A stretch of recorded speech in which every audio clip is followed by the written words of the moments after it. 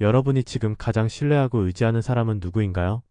그리고 그 사람이 정말로 당신의 편이라고 확신할 수 있나요? 만약 가까운 이가 당신을 이용하거나 속으로 비웃고 있다면 어떨까요? 이런 상상은 불편할 수 있지만 외면할 수는 없습니다. 왜냐하면 인간관계는 우리 삶의 행복과 불행을 좌우하는 중요한 열쇠이기 때문입니다. 오늘은 내 편인 사람과 그렇지 않은 사람을 구분하는 방법에 대해 이야기해 보려 합니다. 특히 가까운 관계일수록 진심을 파악하기 어려울 때가 많습니다. 겉으로는 친절해 보여도 속으로는 비난하거나 상처를 줄 수 있는 사람도 있고, 반대로 말투는 거칠지만 진심으로 나를 위하는 사람도 있습니다. 이 차이를 알아채지 못하면 우리는 상처받거나 진짜 소중한 사람을 놓칠지도 모릅니다. 짧은 이야기를 하나 소개할게요. 한 직장인은 동료들과 좋은 관계를 유지하려고 늘 먼저 다가가고 어려운 일이 생기면 기꺼이 도와주었습니다. 하지만 시간이 지나면서 팀 분위기가 점점 차가워지는 걸 느꼈습니다. 어느 날 우연히 동료들의 대화를 듣게 되었는데, 저 사람 너무 나대지 않아? 자기만 잘난 척해. 라는 뒷말을 듣고 큰 충격을 받았습니다. 믿었던 사람들이 뒤에서는 자신을 비난하고 있었던 겁니다.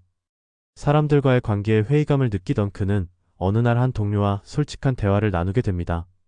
그 동료는 이렇게 말했습니다. 너는 정말 성실하고 팀을 위해 노력하는 사람이야. 하지만 때때로 너무 완벽해 보이려는 모습이 사람들에게 부담을 줄 때가 있어. 처음엔 기분이 상했지만 곰곰이 생각한 끝에 그 동료가 진심으로 자신을 걱정하고 있다는 걸 깨달았습니다. 이후 그는 그 동료와 신뢰를 쌓으며 다른 팀원들과도 서서히 관계를 회복할 수 있었습니다. 이 이야기는 겉모습만 보고 사람을 판단하기 어렵다는 것을 알려줍니다. 겉으로 친절한 사람이 꼭 내 편은 아닐 수 있고, 때로는 쓴소리를 하는 사람이 진정으로 나를 생각하는 사람일 수 있습니다.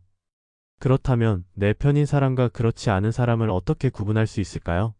먼저 당신의 성공이나 행복을 진심으로 기뻐해주는 사람이 몇 명이나 있는지 생각해보세요. 내 편인 사람은 당신의 성취를 자신의 일처럼 기뻐해주고 칭찬을 아끼지 않습니다. 반면 겉으로는 축하하는 척하면서도 속으로 질투하거나 깎아내리려는 사람이 있다면 다시 한번 관계를 돌아볼 필요가 있습니다. 몇 년 전 들은 이야기가 있습니다. 고등학교 시절부터 친했던 세 친구가 있었습니다. 시간이 지나 각기 다른 길을 걷게 되었고, 그중 한 명이 노력 끝에 꿈꾸던 회사에 취직했습니다. 이 소식을 전하자 한 친구는 진심으로 축하하며 기뻐했습니다. 그러나 다른 친구는 조용히 있다가 그 회사 요즘 별로라던데. 잘 생각해봐. 라고 말했습니다. 겉으로는 조언 같았지만 시간이 지나면서 그들의 관계는 달라졌습니다. 진심으로 축하해준 친구와는 우정이 더욱 깊어졌지만 질투를 표현했던 친구와는 점점 멀어졌습니다. 이 이야기에서 중요한 점은 진정한 내 편은 나의 성공을 진심으로 축하하고 응원해준다는 것입니다. 반면 적대적인 사람은 내 성취에 흠을 찾거나 가치를 깎아내리려 합니다. 인간관계는 복잡하고 미묘하지만 진심을 구분할 수 있다면 상처받지 않고 더 건강한 관계를 맺을 수 있습니다. 이제 여러분도 주변 사람들을 다시 한번 돌아보며 진짜 내 편은 누구인지 생각해보는 시간을 가져보세요. 진정한 친구란 당신을 올바른 길로 이끌어주고 당신의 성공을 진심으로 기뻐하며 당신의 실수를 걱정해주는 사람입니다. 이 말을 떠올리며 주변 사람들을 바라볼 때 그들이 나를 어떻게 생각하고 대하는지 주의 깊게 살펴보는 것이 중요합니다. 그렇다면 질투와 시기 없이 진심으로 응원해주는 사람은 어떻게 알아볼 수 있을까요? 실제 사례를 통해 더 구체적으로 살펴보겠습니다. 사람의 마음은 참으로 복잡합니다. 누군가를 진심으로 응원하는 마음과 시기하는 마음은 종이 한 장 차이처럼 보일 때도 있습니다. 하지만 이 미묘한 차이를 정확히 구분하는 것은 우리 삶에서 중요한 과제가 됩니다. 얼마 전 한 회사에서 있었던 일화가 있습니다. 신입사원으로 입사한 지 얼마 되지 않은 지영 씨는 성실한 태도와 뛰어난 업무 능력으로 빠르게 좋은 평가를 받으며 승진 기회를 얻었습니다. 그녀는 자신의 노력이 인정받았다는 사실에 뿌듯함을 느꼈고 이 기쁨을 동료들과 나누고 싶었습니다. 그러나 동료들의 반응은 제각각이었습니다. 어떤 동료는 진심으로 축하하며 정말 열심히 했으니 당연한 결과야 라고 응원해 주었습니다. 반면 다른 동료는 신입이 그렇게 빨리 승진하는 건 이상한데 윗사람에게 잘 보였나 보지? 라며 비꼬는 말을 했습니다. 그날 이후 지영 씨는 동료들의 태도에서 미묘한 차이를 느끼기 시작했습니다. 진심으로 축하해준 동료는 계속해서 응원과 조언을 아끼지 않았지만 비꼬았던 동료는 사소한 실수를 크게 부풀려 다른 사람에게 전하곤 했습니다. 이 이야기는 내 편인 사람과 그렇지 않은 사람을 구분하는 중요한 기준을 알려줍니다. 그것은 바로 내가 잘 될 때와 어려울 때 그들이 보이는 반응입니다. 진정한 내 편은 내가 성공했을 때 함께 기뻐하고 응원하며 내가 힘들 때는 위로와 도움의 손길을 내밉니다.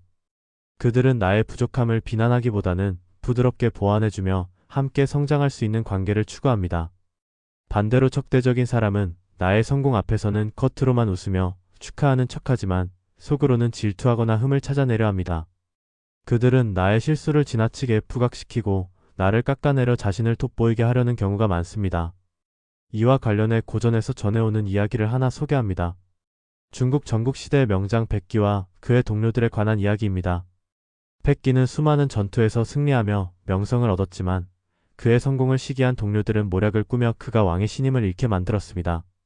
결국 백기는 억울하게 죽음을 맞이하게 되었습니다. 이 이야기는 성공이 클수록 시기와 질투도 커질 수 있으며 그런 상황 속에서도 진짜 내 편을 알아보는 눈이 얼마나 중요한지를 알려줍니다. 여기서 질문을 하나 던져봅니다. 당신 주변에는 누가 진심으로 당신의 성공과 행복을 응원하고 있나요?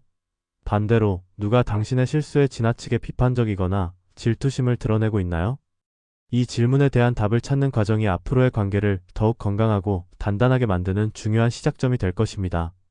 마지막으로 관계를 더 건강하게 만드는 방법에 대해 이야기해 보겠습니다. 한 심리학 연구에 따르면 우리가 느끼는 행복의 대부분은 돈이나 명예가 아닌 내 편이라고 느껴지는 사람들과의 관계에서 비롯된다고 합니다. 그러니 주변 사람들과의 관계를 다시 한번 돌아보고 진짜 내 편인 사람과 건강한 관계를 만들어가길 바랍니다. 인간은 사회적 존재입니다. 혼자서 살아가기 힘들기 때문에 주변 사람들과의 관계는 매우 중요합니다.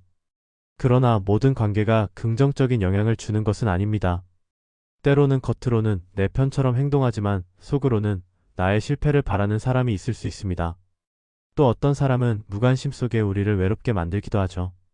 그렇다면 진정으로 나를 응원해주는 사람을 어떻게 알아볼 수 있을까요? 그리고 그들과의 관계를 어떻게 더 깊고 탄탄하게 만들 수 있을까요? 첫 번째 방법은 상대방의 행동과 말을 주의 깊게 관찰하는 것입니다. 예를 들어 대학생 승준 씨의 이야기를 보겠습니다.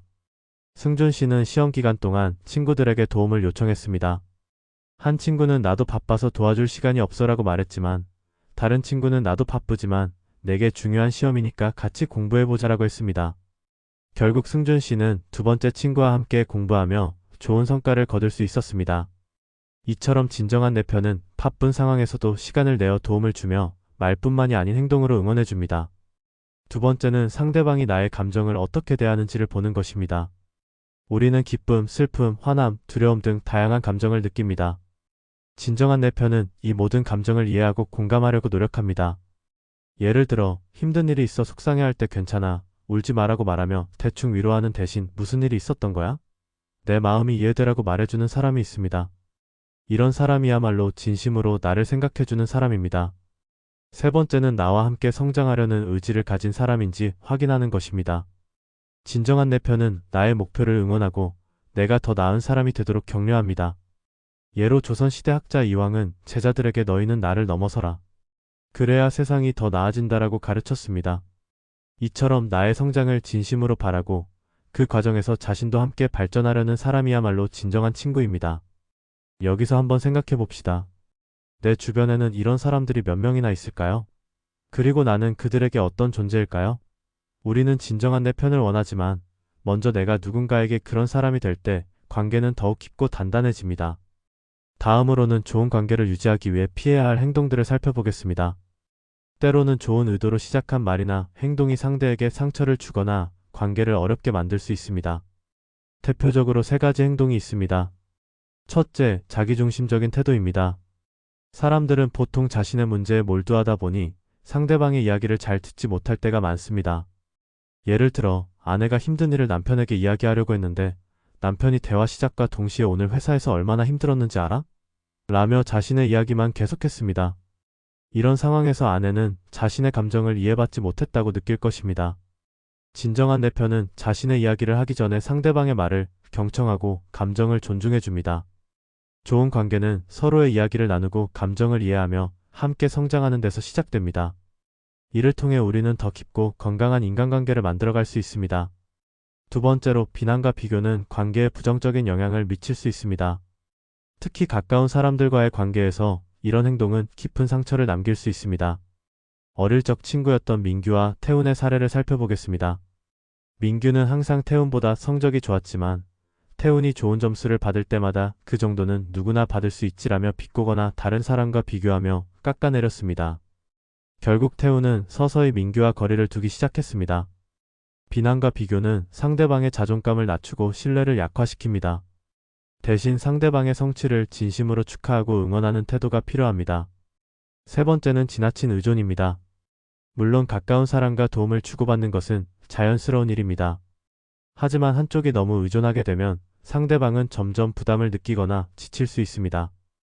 회사 동료인 지연 씨와 영호 씨의 이야기를 생각해 봅시다. 지연 씨는 매번 영호 씨에게 업무를 부탁하면서 내가 못해서 그래라며 책임을 회피했습니다. 처음에는 영호 씨도 도와주는 것이 큰 문제가 아니었지만 시간이 지날수록 지연 씨의 의존적인 태도에 지치기 시작했습니다. 건강한 관계는 서로 독립성을 유지하면서도 필요할 때 기꺼이 도움을 주고받는 균형이 필요합니다. 지나친 의존을 피하고 스스로 문제를 해결하려는 노력이 관계를 더 건강하게 만듭니다. 그렇다면 이러한 관계의 함정을 어떻게 피할 수 있을까요? 먼저 상대방의 입장에서 생각해보는 연습이 필요합니다. 그들이 처한 상황과 감정을 이해하려고 노력할 때 우리의 말과 행동도 자연스럽게 배려심 있게 바뀝니다. 또한 주기적으로 스스로를 돌아보는 것도 중요합니다. 나는 상대방의 이야기를 잘 들어주고 있는가? 혹시 비난하거나 비교하고 있지는 않은가? 이런 질문을 통해 자신의 행동을 점검하며 더 나은 관계를 만들어갈 수 있습니다. 다음으로는 인간관계에서 기회비용 개념을 적용해보는 것이 필요합니다. 기회비용은 경제학 개념이지만 인간관계에서도 중요한 통찰을 제공합니다. 하나의 관계에 시간과 에너지를 쏟으면 다른 관계에 투자할 여력이 줄어듭니다. 따라서 어떤 관계에 시간을 투자할지 신중하게 판단해야 합니다. 예를 들어 세영 씨는 친구들과의 모임과 동료의 도움 요청 사이에서 고민했습니다. 친구들과의 모임은 오랜만에 잡힌 자리였지만 동료는 세영 씨의 도움이 없으면 중요한 일을 완수하기 어려운 상황이었습니다. 고민 끝에 세영 씨는 동료를 돕기로 했고 그 결과 동료와의 신뢰는 깊어졌습니다. 이처럼 우리는 시간과 에너지를 어디에 쏟을지 관계의 깊이와 의미를 기준으로 결정해야 합니다. 또한 관계에서 양보와 단절을 현명하게 선택할 줄 알아야 합니다. 때로는 갈등이 있더라도 양보하며 관계를 유지하는 것이 좋지만 어떤 경우에는 단절이 필요할 때도 있습니다. 예를 들어 지수 씨는 직장 동료에게 반복적으로 이용당하고 감정적으로 지쳐가고 있었습니다. 처음에는 관계 유지를 위해 참았지만 결국 지수 씨는 스스로를 지키기 위해 그 관계를 정리하기로 결정했습니다. 반면 준수 씨는 가끔 갈등이 생기는 친구와의 관계를 포기하지 않았습니다.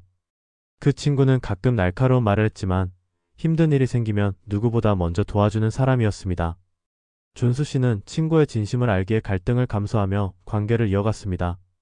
양보와 단절의 선택은 쉽지 않지만 이를 현명하게 활용하면 인간관계가 더 균형 잡히고 건강해질 수 있습니다.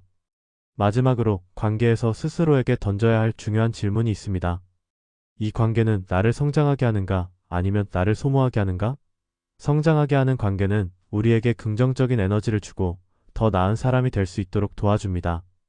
반면 소모적인 관계는 자존감을 떨어뜨리고 정신적으로 지치게 만듭니다. 우리는 매일 어떤 관계를 지킬 것인지 어떤 관계를 내려놓을 것인지 선택해야 합니다. 그 선택이 우리 삶의 방향을 결정짓는 중요한 열쇠가 됩니다. 마지막으로 잊지 말아야 할 것은 모든 관계의 중심에는 나가 있다는 사실입니다. 나 자신을 존중하고 사랑하지 않으면 어떤 관계에서도 행복을 찾기 어렵습니다. 정혜 씨의 이야기가 그 예입니다. 정혜 씨는 결혼 후 남편에게 모든 것을 맞추며 자신을 잃어버렸습니다.